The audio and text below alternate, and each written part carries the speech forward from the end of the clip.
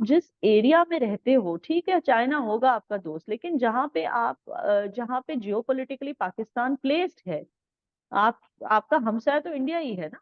ऐसे ही। आपको रहना है इंडिया के साथ ही ना, तो इंडिया के साथ साथ ही रहना है ना बॉर्डर पे।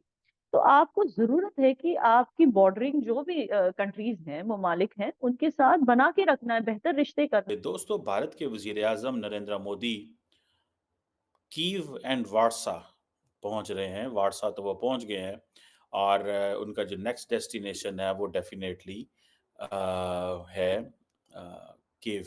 वो यूक्रेन जाना चाहते हैं। अभी पिछले महीने तो आपको पता है वो रशिया में। तो ये भी तो एक तरह से हैरेसमेंट होगी ना। आजकल हम बेशक हमारे पाकिस्तान में ना लड़कियां बहुत पढ़ रही हैं, नो डाउट इसमें है, हर प्रोफेशन में लड़कियां जा रही हैं, लेकिन इस तरीके के केसेस, चाहे वो डॉक्टर है, चाहे वो एक आम हाउसवाइफ है, चाहे वो किसी भी प्रोफेशन से है, चाहे वो एक बच्ची भी है ना, वो अभी पाकिस्तान में महफूज नहीं है।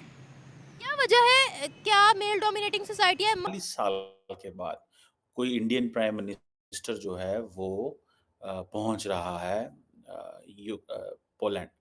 ये एक इम्पॉर्टेंट डेवलपमेंट इस वक्त समझी जा रही है। और इसकी क्या वजूहात हैं, इस पे भी थोड़ा बात करते हैं। हिस्ट्री का बड़ा इम्पॉर्टेंट रोल है। ये बड़ी इम्पोर्टेंट। आप बताऊं, India is just acting like big powers. मैं जिसे वो कहेंगे ना कि थोड़े अरसा पहले जब शी जिनपिंग आई थिंक गए थे सर्बिया, बेलग्राद, या जब गए हंगरी गए, तो वहाँ पे जो उस मुल्क के चाइना के साथ जो ताल्लुकात थे उनकी कोई एनिवर्सरी थी। लेकिन अभी फिर ये सुनने में आया है कि फिर मैं एक चीज बताऊंगी, बिकॉज आप पाकिस्तान की बात कर रहे हो कंपैरिजन की, तो एक चीज है जिसमें पाकिस्तान इंडिया से आगे रहा है, वो है women's representation in in politics. ठीक है ना, political empowerment and political representation of women, यानी कि खवातीन की नुमाइंदगी पार्लियामेंट में, उसमें पाकिस्तान इंडिया से आगे ही रहा है। क्योंकि 190 कंट्रीज में से पाकिस्तान 100 पे था पोजीशन। ठीक ठीक है ना, और इंडिया था 140 पर। ठीक। मतलब कि इंडिया में औरतों की रिप्रेजेंटेशन पार्लियामेंट में पाकिस्तान से भी कम थी, और इवन नेपाल से भी कम थी। नेपाल की 54% जो है, हमने ये बिल इंट्रोड्यूस करा के भी औरतों की रिप्रेजेंटेशन 14% से 33% कर दिया। ठीक। लेकिन वो फिर भी नेपाल से कम है। अभी नेपाल में तो 54% है। मैं वो बता रही हूँ कि इस तरह हम बहुत पीछे रह गए थे वुमेन्स रिप्रेजेंटेशन में। यहाँ तक कि जो स्टेट असेंबलीज है, वहां तो औरतों की रिप्रेजेंटेशन सिर्फ 9% है इंडिया में। यानी जैसे आप कह रहे हो कि मेट्रो सिटी से हटके अगर आप ठीक। छोटे जिले में जाओ या स्टेट रिप्रेजेंटेशन की तरफ जाओ, तो वो तो और भी कम था औरतों का। और रही वाहिद एक मुल्क ऐसा है जहाँ पे आप को अरबी पढ़ना आती है, लेकिन उसका मतलब क्या है किसी को कुछ नहीं पता होता।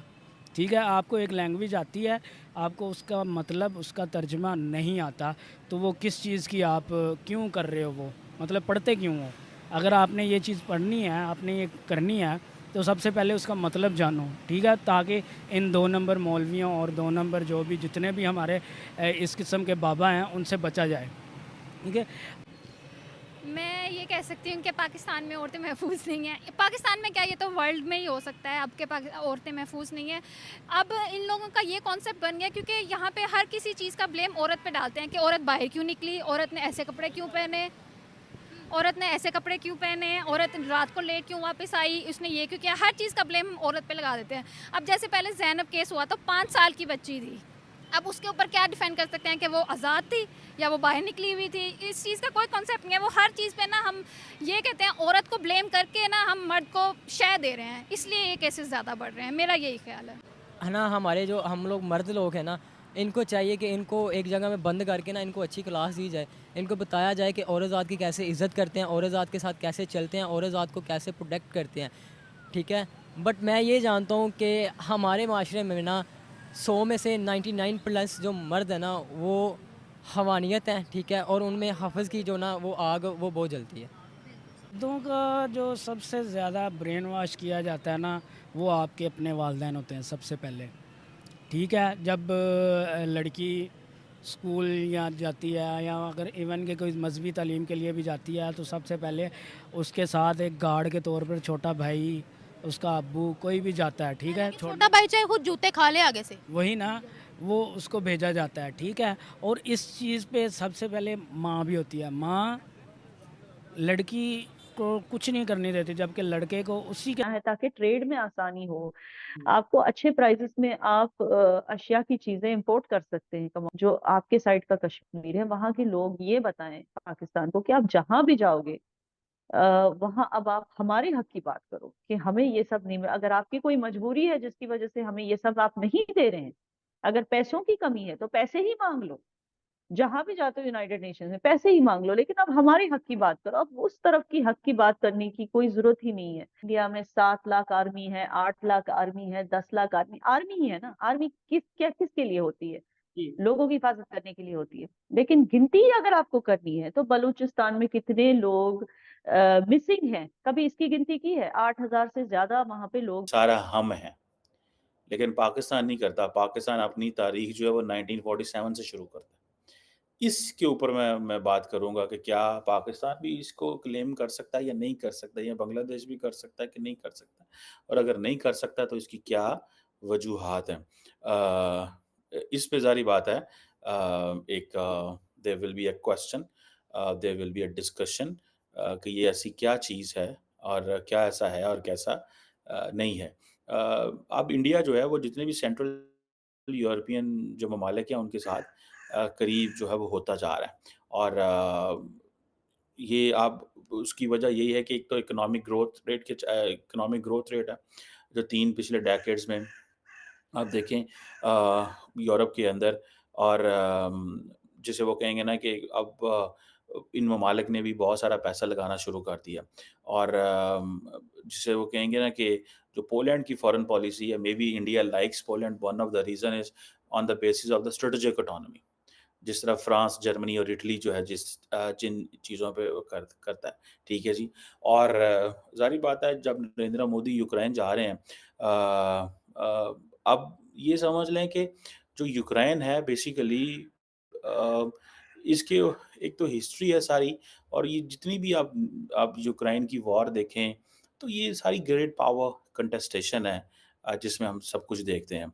और आप देखें कि ये वॉर जब ख़त्म होगी, ठीक है जी, तो किस तरह का ऑर्डर यूरोप के अंदर आएगा और किस तरह की नेचर ऑफ रिलेशनशिप होगी यूक्रेन की बाकी ममालिक के साथ और पोलैंड के साथ। और अ, कहा जा रहा है कि यूक्रेन की एक इम्पॉर्टेंट पोजीशन होगी, और इंडिया जो है इससे फ़ायदा उठाना चाहता है।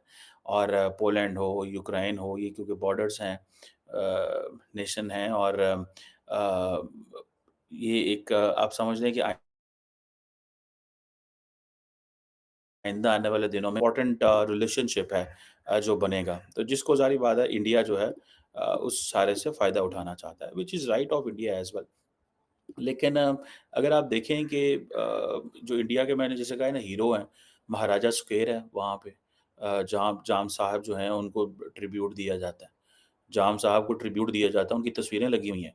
जो इंडिया का नवांगढ़ का एरिया है, जिन्होंने पोलिश लोगों को जगह दी, उनकी तस्वीरें लगी हुई हैं, उनके मकतबे बने हुए हैं, बड़ी बात है। और वो ज़ाहिर बात है इसी लैंग्वेज में है, संस्कृत में है।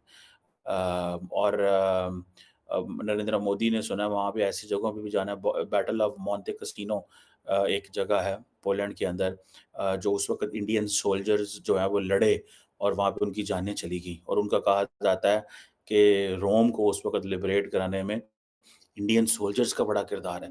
इंडिया ने वो सारी की सारी हिस्ट्री के ऊपर इंडिया जो है उसने अपनी स्पेस बना ली है, और वो कह रहा है कि ये वैसे मैं इस पे I really want to talk on this कि ये क्या चीज़ है और कैसे है।